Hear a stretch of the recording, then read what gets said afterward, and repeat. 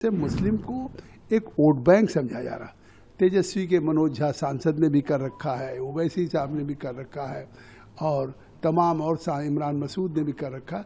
तो खुद supreme court को कहना पड़ा कि हम पाँच से ज़्यादा सुनवाई नहीं करेंगे। उन्होंने सवाल उठाए हैं कि साहब वक्फ बोर्ड में नॉन मुस्लिम्स क्यों रखे जाएं, ये हमारी रिलीजियस बॉडी है। तो वक्फ बोर्ड रिलीजियस बॉडी नहीं है, इसका फैसला Ramjas foundation versus supreme court में आ चुका है।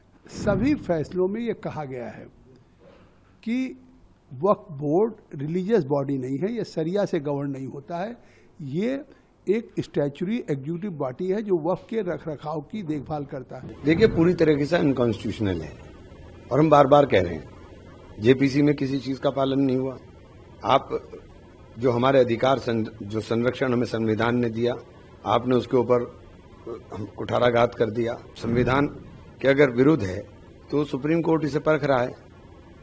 निश्चित रूप से हमें सुप्रीम कोर्ट से न्याय मिलेगा। हमें तो बहुत उम्मीद है, अब देखिए आगे क्या होता है, हमें बहुत उम्मीद है और निश्चित रूप से सुप्रीम कोर्ट हर चीज को बारीकी के साथ परख रहा है, बारीकी के साथ देखने का काम कर रहा है। देखिए, पूरी तरीके से अनकॉन्स्टिट्यूशनल है और हम बार बार कह रहे हैं जेपीसी में किसी चीज का पालन नहीं हुआ। आप जो हमारे अधिकार जो संरक्षण हमें संविधान ने दिया, आपने उसके ऊपर कुठाराघात कर दिया। तो ये पूरी तरीके से, और संविधान के अगर विरुद्ध है तो सुप्रीम कोर्ट इसे परख रहा है। निश्चित रूप से हमें सुप्रीम कोर्ट से न्याय मिलेगा। पिछली बार की जो सुनवाई हुई सर, उसमें दो बड़े अहम फैसले हुए जो जिस तरीके का ऑब्जेक्शन आप लोग जेपीसी में भी और जगह उठाते आ रहे थे, उनके ऊपर रोक लगा दी गई थी सुप्रीम कोर्ट की तरफ से। अब जो है, अब किस तरीके की आप उम्मीद करते हैं, क्योंकि इन दोनों फैसलों में जो सुप्रीम कोर्ट का पिछली बार रोक रहा, उस रूप से आज क्या उम्मीद है? हमें तो बहुत उम्मीद है, अब देखिए आगे क्या होता है, हमें बहुत उम्मीद है और निश्चित रूप से सुप्रीम कोर्ट हर चीज को बारीकी के साथ परख रहा है, बारीकी के साथ देखने का काम कर रहा है। तो सरकार को आज दिया हुआ है मौका, क्या सरकार अपना पक्ष रखेगी? जो है उन्होंने तो एफिडेविट दे दिया है जी, उन्होंने एफिडेविट दिया है जी। हमारे वकील भी खड़े होंगे, सब लोग, हमने भी काउंटर एफिडेविट दिया है, तो सब चीजें होंगी। आपको लगता है सर कि जो पॉइंट थे कि नॉन मुस्लिम्स को नहीं रखा जाए, और दूसरा पॉइंट जो था वो था एज इट इज स्टेटस को मेंटेन रखने का, इससे कहीं ना कहीं कोर्ट का आपको रूप लगता है कि कोर्ट भी? देखिए, कोर्ट संविधान को विरुद्ध अगर कोई काम हुआ है तो संविधान का संरक्षक, संविधान का कस्टोडियन सुप्रीम कोर्ट है। तो सुप्रीम कोर्ट इस चीज को मैं समझता हूँ कि पूरी तरीके से देखने का काम करेगा। देखिए, सरकार की तरफ से काफ़ी जवाब आ गया है। जो विंद उठाए गए हैं पिटिशनर्स के द्वारा, एक तो 75 पिटिशंस दाखिल हुई। सुप्रीम कोर्ट को भी लगा कि जैसे कोई ये इसका कोई होड़ लगी हुई हो आपस में राजनीति को, और ये तो हम लोग लगातार कहते हैं कि जैसे मुस्लिम को एक वोट बैंक समझा जा रहा। तेजस्वी के मनोज झा सांसद ने भी कर रखा है, ओवैसी साहब ने भी कर रखा है और तमाम और इमरान मसूद ने भी कर रखा। तो खुद सुप्रीम कोर्ट को कहना पड़ा कि हम पाँच से ज़्यादा सुनवाई नहीं करेंगे। और उसमें उन्होंने जो सवाल उठाए हैं, उन्होंने सवाल उठाए हैं कि साहब वक्फ बोर्ड में नॉन मुस्लिम्स क्यों रखे जाएं, ये हमारी रिलीजियस बॉडी है। तो वक्फ बोर्ड रिलीजियस बॉडी नहीं है, इसका फैसला Ramjas foundation versus supreme court में आ चुका है। उसका पहले फैसला कर्नाटका वक्फ बोर्ड वर्सेस सुप्रीम कोर्ट में आ चुका है। दिल्ली में मोहम्मद अब्दुल्ला बनाम दिल्ली हाई कोर्ट आ चुका है। तमिलनाडु में भी वक्फ बोर्ड बनाम तमिलनाडु हाई कोर्ट हुआ है। कर्नाटका में हुआ, राजस्थान में हुआ।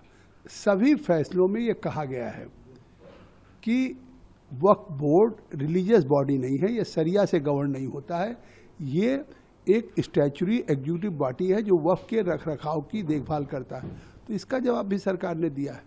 वक्फ बाय यूजर की बात की, साहब हमारी मस्जिदें, खानका, कब्रिस्तान, ईदगाह ले ली जाएंगी, इसका भी जवाब सरकार ने दिया है कि हम वक्फ बाय यूजर जो है उसको रिट्रोस्पेक्टिव इफेक्ट से नहीं लागू कर रहे हैं, प्रोस्पेक्टिव इफेक्ट से लागू कर रहे हैं।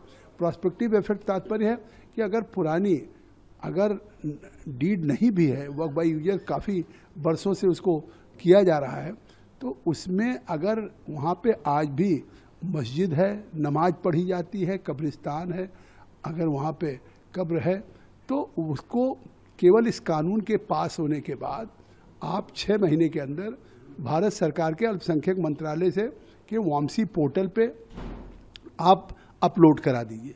कम से कम क्या अगर ये कानून इसलिए संशोधन किया गया कि इस जितनी देश में वक्फ की प्रॉपर्टी हो उसका सरकार के पास जानकारी हो, और उसकी जानकारी के साथ उसकी जो इनकम हो, कोई जब व्यक्ति या कोई वाकिफ अपना वक्फ करता है तो उसका इंटेंशन यही होता है कि इसकी इनकम से गरीब को, पसमानदा को, ओबीसी को, खवातीन को, अनाथ को, बच्चों को फ़ायदा मिलेगा एजुकेशन में, हेल्थ में। आज वो खुर्द-बुर्द हो रहा है। जहाँ जस्टिस सच्चर ने 2006 में कहा था कि 4.5 लाख वक्फ की प्रॉपर्टी है और 12,000 करोड़ इसकी आमदनी होनी चाहिए, केवल 163 करोड़ है। और अगर आज ये संशोधन किया गया है, इसके सभी वक्फ बोर्ड में राज्यों के हम पसमानदा ओबीसी को 2-2 को मैंडेटरी जगह देने जा रहे हैं, हम 2-2 महिलाओं को मैंडेटरी जगह देने जा रहे हैं। तो ये तो प्रोग्रेसिव कदम है। पर्पज केवल यही है कि इस वक्फ के संशोधन में सरकार का ये लागू करने का कि इसका फ़ायदा गरीब और पसमानदा और ओबीसी मुसलमानों को मिल सके, न कि जिस तरह से 16% प्रॉपर्टी बढ़ गई वक्फ की। कैसे बढ़ गई? 2013 में कांग्रेस यूपी की सरकार में सेक्शन 40 लागू कर दिया। सेक्शन 40 संविधान के ऊपर हो गया, आर्टिकल 300A को ओवरराइड करने लगा। तो आज मुझे लगता है कि निश्चित तौर से सुप्रीम कोर्ट अपने फैसले को खुद पास्ट में कर चुकी है। वो मानती कि Waqf board is not a religious body, it is a statutory body. तो वो होगा वक्फ बाय यूजर में भी, फ्यूचर में जो भी होगा उसको एक डीड रखना होगा, वामसी पोर्टल पर लाना होगा। तो मुझे लगता है विधिसम्मत कानून है और देश के मुसलमानों के हक में है।